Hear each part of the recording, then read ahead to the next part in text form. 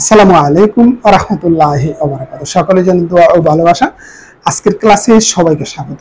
সুপ্রিয় শিক্ষার্থীরা, আমি তোমাদের জন্য নবম দশম শ্রেণী বাংলা ভাষার ব্যাকরণ থেকে পরিচ্ছেদ ভিত্তিক আলোচনা করতেছিলাম। আমার আজকের আলোচ্য বিষয় 20তম পরিচ্ছেদ।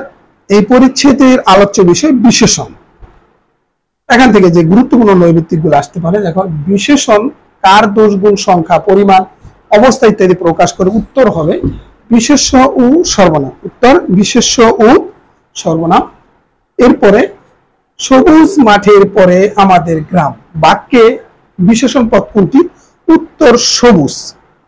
এটা পরীক্ষায় খুবই কমন একটা প্রশ্ন, প্রায় সময় এই প্রশ্নটা চলে আসে। বর্ণবাচক বিশেষণের উদাহরণ নিচে কোনটি? লাল। বর্ণবাচক বিশেষণের উদাহরণ নিচে কোনটি? লাল। চলন্ত ট্রেন থেকে লাফ দিও না, বাক্যে চলন্ত কোন জাতীয় বিশেষণ? উত্তর অবস্থাবাচক। উত্তর অবস্থাবাচক। তারপরে নিচের কোনটি ভাববাচক বিশেষণের উদাহরণ? খুব ভালো খবর। খুব ভালো খবর।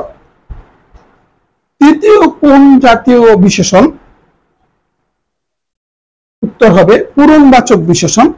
তৃতীয় কোন ধরনের বিশেষণ? উত্তর হবে পূরণবাচক বিশেষণ। ঠান্ডা পানি, এখানে ঠান্ডা কোন প্রকার বিশেষণ? গুণবাচক। ঠান্ডা পানি, এখানে ঠান্ডা কোন ধরনের বিশেষণ? উত্তর গুণবাচক। এরপরে যে বিশেষণে কোনো অবস্থা বোঝায় তাকে কি বিশেষণ বলে? অবস্থাবাচক। যে বিশেষণে কোনো অবস্থা বোঝায় তাকে কি বিশেষণ বলা হয়? উত্তর অবস্থাবাচক। 8 দিন, এখানে 8 কোন ধরনের বিশেষণ? ক্রমবাচক। 8 দিন, এখানে 8 কোন ধরনের বিশেষণ? উত্তর ক্রমবাচক।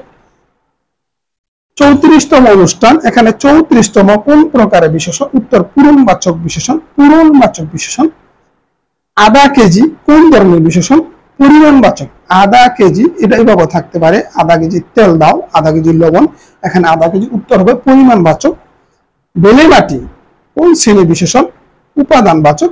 বেলে মাটির মূর্তি হতে পারে, এখানে বেলে মাটি কোন ধরনের বিশেষণ? উত্তর হবে উপাদানবাচক। শিক্ষার্থীরা, তোমাদের সুস্বাস্থ্য এবং শিক্ষা জীবন উত্তরোত্তর সমৃদ্ধি কামনা করে আজকের মতো এখানে বিদায় নিচ্ছি। আসসালামু আলাইকুম ওয়া রাহমাতুল্লাহি ওয়া বারাকাতুহু।